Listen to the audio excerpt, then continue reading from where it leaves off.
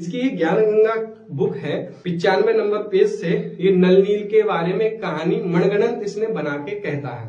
कह रहा है कि नल नील दोनों मौसी के पुत्र थे, दोनों मानसिक और शारीरिक रूप से परेशान रहते थे। क्यों? क्योंकि दोनों के माता पिता मर चुके थे, उनका देहांत हो चुका था। अच्छा, ये कहाँ पढ़ा तुमने? संत रामपाल जी महाराज जी जब से ज्ञान दीक्षा दे रहे गुरु जी बने हुए जब से, और ये पैदा नहीं हुए थे, ये पैदा नहीं हुए थे, इनको क्या पता है? ये कैसे देंगे, कहां से कैसे क्या कहेंगे संत रामपाल जी महाराज जी के बारे में? इनको क्या पता है संत रामपाल जी महाराज जी कितना पढ़े हुए? ये आज तक जितना पढ़ नहीं पाए वो पुस्तक नहीं पढ़ पाए जो संत रामपाल जी महाराज जी पुस्तकें पढ़ के लिख दिए इन्होंने। फिर लिखता है कि ये वो नल नील बहुत सारे ऋषि महर्षियों के पास में जाते थे, साधु संतों के पास में जाते और अपने दुख की निवृत्ति का उपाय पूछते, तो कोई भी कुछ भी नहीं बताता और सब ये कहते कि सब प्रारब्ध है तो तुमको भोगना ही पड़ेगा। अब ये बताता है कि उस समय मुनिंद्र रूप से, मुनिंद्र नाम से प्रकट पूर्व परमात्मा, मतलब जो कबीर है वो मुनिंद्र रूप में आए हुए थे, जो इसके अनुसार ये बता रहा है। अच्छा, इसके कबीर भी अलग है, हमारे जो भक्त वाले जो कबीर हैं वो अलग हैं, और इसकी ये कबीर भी मनगढ़ंत कबीर है। इस पुस्तक को झूठा साबित करने से पहले उन्होंने अपने वेद मिलाए होते, और वेद मिलाने के बाद में इस पुस्तक को मिलाए। पुस्तक और वो अपने वेद मिला के, उनको संस्कृत का ज्ञान तक तो है नहीं, और संत रामपाल जी महाराज जी के बारे में कैसे गलत साबित कर सकते? वो सामने आ जाए, वो उनको बता देंगे कैसे संत रामपाल जी महाराज जी भक्ति कराते हैं, और क्या ये काल की पूजा करके और ये लोग अपने आप को बताते संत है? कहाँ के आगे ये लोग संत? नहीं, वो ये कहते हैं जो गीता में लिखा हुआ है, गीता के श्लोकों का उन्होंने गलत तरीके से इसमें लिख दिया है। वो जब तक वो पढ़ेंगे नहीं, किसी ग्रंथ को मिलाएंगे नहीं, तो उनको कैसे पता चलेगा इस चीज को? उनके जो गुरु हैं वो तो बोल नहीं पा रहे, उनकी बोलती बंद कर दी संत रामपाल जी महाराज जी ने, और ये आए हैं बोलने के लिए इनके चेले। इनमें जो अगर औकात हो सामने निकल के आए, दिखाएं कैसे बोलते हैं संत रामपाल जी महाराज जी के शिष्य। लेकिन वो ये अपने आप को क्या समझते हैं ये लोग? वो लोग ये कहते हैं कि जो अगर चैलेंज कर रहे हैं, और इस चैलेंज को मैं साबित करना चाहूंगा, आए मेरे सामने, मैं बताऊंगा कैसे संत रामपाल जी महाराज जी देते हैं ज्ञान। वो ये भी कहते हैं कि वेदों में लिखा हुआ है उसका भी अर्थ का अनर्थ कर दिया है। उनको जो अगर इतना पता होता तो ये बोलने से पहले संत रामपाल जी महाराज जी के चरण में होते हैं। उन्हें कुछ नहीं पता है, उन्हें जो अगर ये चीज पता चलने से पहले वो संत रामपाल जी महाराज जी के शरण में आ जाते हैं, जैसे ये बंदा आया है। ये आप कहाँ के हो? लखनऊ से हूँ, उत्तर प्रदेश लखनऊ। तो आपने इस पुस्तक के अंदर क्या देखा? आपने एक नंबर का, जिसको कहते हैं नशेड़ी और गंजेड़ी, ये बंदा बैठा हुआ है सामने, ये ड्राइवर था। आज ये संत रामपाल जी महाराज जी की दया है जो यहाँ पे सत्संग में आया हुआ है, शामली में बैठा हुआ ये।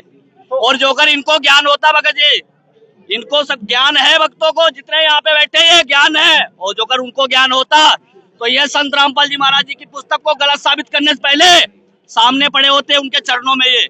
आज और अभी इसी टाइम कह रहा हूं उनको, कभी भी आके अपना जो अगर ग्रंथ मिला ले, कोई भी पुस्तक संत रामपाल जी महाराज जी की ज्ञान गंगा जी ने गिरा है।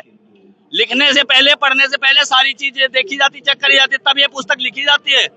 और आ जाए आश्रम, आ जाए किसी भी आश्रम में, उनको बुला के उनको दिखा दिया जाएगा कि ऐसे ग्रंथ मिलाए, तब उसके बाद में संत रामपाल जी महाराज जी को। अच्छा, आपको इस पुस्तक पर इतना विश्वास है, आपको इतना पूरा विश्वास है इसमें जो लिखा हुआ सत्य है? बिल्कुल सत्य है, बिल्कुल सत्य है, इस बात को मैं कह सकता हूँ, बिल्कुल सत्य है। और ये संत रामपाल जी महाराज जी का शिष्य है, ये इस चीज को चिल्ला के एक्सेप्ट कर रहा है। ये तो मैंने देखा है जो उनके जो गुरु थे, करौली बाबा के नाम से फेमस हैं, उनके शिष्य हैं, तो उनपे कई तरह के उनपे आरोप लगे हैं। उनका जीवन शैली देखा जाए तो उनका भी नशे में रहा है, लिप्त रहे वो।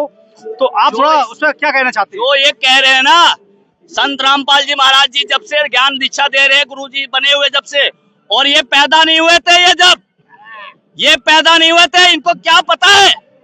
ये कैसे देंगे, कहां से कैसे क्या कहेंगे संत रामपाल जी महाराज जी के बारे में? इनको क्या पता है संत रामपाल जी महाराज जी कितना पढ़े हुए? ये आज तक जितना पढ़ नहीं पाए वो पुस्तक नहीं पढ़ पाए जो संत रामपाल जी महाराज जी पुस्तकें पढ़ के लिख दिए इन्होंने। अच्छा सर, ये जो संत हैं और भी काफी संत हैं जो संत रामपाल जी का महाराज का विरोध करते हैं, उनके विषय में आप क्या कहना चाहते हैं? उन लोगों के लिए उनके विषय में ये कहना चाहता हूँ मैं, हर एक कोई ये नहीं होता है कि जैसा पाया वैसा चोला पहन लिया। चोला पहनने से मन को अंदर को क्या है उसको साफ करना है, उसके बाद में ये चीजें बोली जाएंगी। और हर चीज को नाप तोल के देख के तब जाके गुरुजी संत रामपाल जी महाराज जो है हर चीज को बताते हैं और प्रमाण के साथ बताते हैं ये। और जिसको विश्वास नहीं होता है वो आके देख सकता है यहाँ पे। हर चीज को, या अपने ग्रंथ लेके चला है, अपने ग्रंथ लेके आए, यहाँ मिला लिया जाएगा। जो अगर उसको विश्वास नहीं है कि यहाँ के ग्रंथ गलत हैं, तो अपने ग्रंथ जहाँ कहीं से होते मिलते, जो भी गीता, कुरान, बाइबल, सारे ग्रंथ लेके आए अपना प्रमाण के साथ, उसको देख ले आके। और जो अगर उसको शक है तो पहले बार अपने घर में देख ले। और जो एक पहन के चल देते ना, भगवान जो मर्जी जो मन में आता है, 10 माला डाल ली, 50 माला डाल ली, इससे कुछ नहीं होता है। तो किससे होता है? कुछ नहीं होता। जब तक संत रामपाल जी महाराज जी का माला नहीं जपेंगे, वो कितना भी कर ले। तो प्रयागराज में सब बेकार है। प्रयागराज में देखा जा रहा है कितने लाखों संत आ रहे हैं माला भगवा चोला पहनकर, वो कहते हैं सब हमारी भक्ति करेंगे, मोक्ष हो रहा है सभी लोगों का वहां पर जाके। आप कह रहे हो नहीं होगा? ये झूठ है, बिल्कुल ये झूठ है, बिल्कुल। इस चीज को मैं चिल्ला के कह रहा हूँ। अयोध्या में संत रामपाल जी महाराज जी का भंडारा लगा था, वहां कुछ नहीं हुआ था। क्यों? क्योंकि वहां पे संत रामपाल जी महाराज स्वयं विराजमान थे, इसलिए नहीं हुआ। और प्रयागराज की बात कर रहे हैं, क्यों हुआ इतना? क्योंकि वहां संत रामपाल जी महाराज जी नहीं पहुंचे। तो वहाँ संत पहुंच गए, वहाँ नागा बाबू पहुंच गए, नागा साधु पहुंच गए, वहाँ पर बड़े बड़े बंडेश्वर पहुंच गए, उनके रथ में यात्रा निकल रही है। बता क्या रहे हैं, क्या बता रहे हैं आप? पहले ये बताइए। नागा पहुंच गए ना, तो नागा पहुंचेगे तो नाग होना ही है, नाश होना ही है, वो सारा नाश होना है। कैसे आप बता रहे हैं इस चीज को? तो वो तो कह रहे हैं यहाँ पर 50 करोड़ लोग आ चुके हैं, उन लोगों सभी लोगों में मोक्ष होगा भक्ति करने से। 50 करोड़ आ चुके हैं, मोक्ष क्या हो गया? वो तो आधे रो रहे। जो अपने घर को लाश नहीं ले जा पाए, वो कहाँ गए? वो कहाँ गए? जो धीरेन्द्र शास्त्री ने तो कहा था जो यहाँ मरे वो तो मोक्ष हो गया। ये आपने देखा जेसीबी से कैसे पलटे जा रहे हैं? धीरेन्द्र शास्त्री है, उन्होंने कहा था कि यहाँ जो मृत्यु हुई है उन लोगों सभी को मोक्ष हो गया है। इनका भाई गया, उनका भाई तो नहीं गया, इनकी माँ गई नहीं गई, तो इनको स्पेशल सिक्योरिटी क्यों मिलती है? तो आम जनता तक ले जाए तो ये भी अब तक गए होते हैं। तो वो तो टीवी में चिल्ला चिल्ला करेंगे यहाँ लोग मरे और सभी को मोक्ष हो गया है। क्यों? जब वो दूसरे वो बाबा थे, उन्होंने तो देखा, जिसने देखा उसको पता चल गया ना। है आम पब्लिक की तरह गए होते, अब तक तो ये भी ढेर हो गए होते उसमें। लोग आप ये बताइए, लोग वहाँ जा रहे हैं, वहाँ गंगा में नहाने के लिए आज भी भीड़ हो रही। दिल्ली के स्टेशन पे अभी नई दिल्ली में कल भगदड़ मची है और लोग वहाँ के सुनिए, मोक्ष के लिए वो बता रहे हैं ना, तो उनके पास जो कथावाचक के लिए, कथा के लिए आदमी जाता है, कहते हैं आ गए पागलो, आ गए पागलो, देखो आगे पागल आ गए। अच्छा, आपके गुरुजी नहीं कहते? पागल कहते हैं इस चीज? आपके गुरुजी नहीं कहते? कौन क्या कहते हैं? गुरुजी इतना सत्य विचार, अरे बहुत प्रमाण के साथ सत्संग सुनाते हैं, प्यार से कहते मेरे बच्चों आ गए, आइए मेरे बच्चों।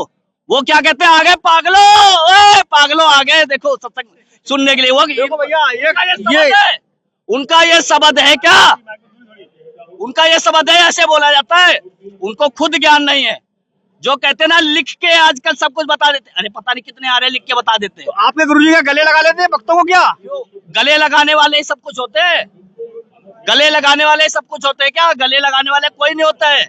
जरूरी नहीं है कि गले लगाने वाले भगवान हो, दूर रह के भी भगवान हो सकता है। तो वहाँ लोग जा रहे हैं, वहाँ पैसा ले लोग देते हैं, काफी अच्छा चढ़ावा करते हैं और धीरेन्द्र शास्त्री बड़ा अच्छा टीवी प्रचार करते हैं अपना भक्तों के लिए। तो पैसा चढ़ावा कर रहे हैं ना, वो पैसा ही चढ़ाते हैं, सारा कुछ पैसा नहीं है।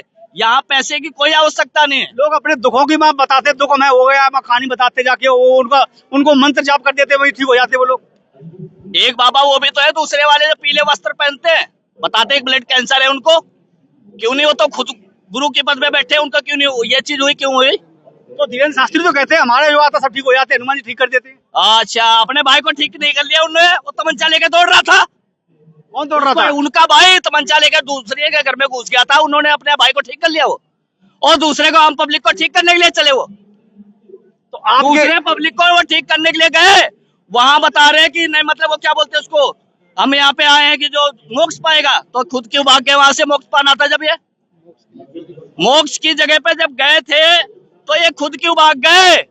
इन्हें भी तो रुकना चाहिए था, ये भी तो मोक्ष पाते, अपनी जान बचाने के लिए भाग लिए, और जो पब्लिक मर गए उसको बता रहे मोक्ष है। तो आपका कहने का मतलब है जो गंगा जी प्रयागराज जा रहे हैं उन लोगों का मोक्ष होगा नहीं वहां पे जाकर? अरे भाई, मोक्ष होने का मतलब ये नहीं है, मोक्ष से ऐसे मतलब हो जाएगा। कैसे होता है मोक्ष? कैसे होता है? मोक्ष ऐसे होगा, तो हम जो संत हैं, जो लाखों करोड़ संख्या में लोग जा रहे हैं, उन लोगों को संदेश दीजिए कि मोक्ष इस प्रकार से होगा। किसी के पास है मोक्ष का? अच्छा बताइए आप। मोक्ष का रास्ता है संत रामपाल जी महाराज के पास, और वो भी पूर्व वचन जो आपको बताए जाते हैं उसके आधार पे आपको चलेंगे, उसके आधार पे आप भक्ति करेंगे। कौन सी भक्ति करी है जिससे लोगों को मोक्ष हो? बेचारे ये लोगों मृत्यु हो रही है, ऐसी मृत्यु देश के अंदर ना हो, ऐसी भगदड़ से लोग ना मरे, ऐसा कोई रास्ता बताया जाए जिससे वो घर बैठ के आसानी से भक्ति कर सकें। नकली जो मंडेश्वर है, जो वो नहीं होने दे रहे हैं। क्यों अच्छा, नहीं वो होने क्यों नहीं दे रहे हो? उनकी दुकान बंद हो जाएगी ना। क्या ऐसी बात सत्य है क्या? बिल्कुल सत्य ऐसी ही बात तो भाई बताइए ऐसी बात क्या है? बिल्कुल भगत जी, दुकान बंद हो जाएगी अगर सत्यता दिखा दी जाए। हम अपनी पब्लिक को, जो हमारी जनता जनार्दन है हमारे देश की, जो संतों के शरण में पड़े हुए हैं, तो उनके लिए ये देखो, ये है यहाँ पर कितने नम्र लोग बैठे हुए हैं। हमें वाकई में इनके बीच में आए तो इनका जो भाव देखकर मुझे ऐसा लग रहा है, इनके चेहरे पर जो चमक है वो अलग ही दिखाई देती है इनके अंदर।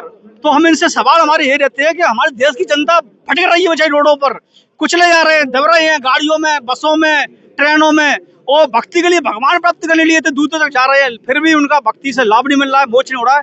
तो यहाँ आप लोगों के बीच में आने के बाद हमारे जो सवाल थे, उन सवालों का जवाब कई हद तक मुझे मिलता जा रहा है, और हम आगे उन प्रश्नों के जो जवाब हैं वो आप लोगों से जानेंगे, क्योंकि आप भी हमारे सब भाई बहन हैं, और वो भी जो जा रहे हैं वो भी भाई बहन है, उनकी श्रद्धा है, उनका भाव है। तो थोड़ा उनको जागरूक करने का हमारा एक कर्तव्य बनता है कि उनको सही मार्ग पे लगाया जाए, लोग भटके नहीं। तो उसी की तरह से हम जा रहे हैं। थोड़ा हमारा सवाल यही है आपसे।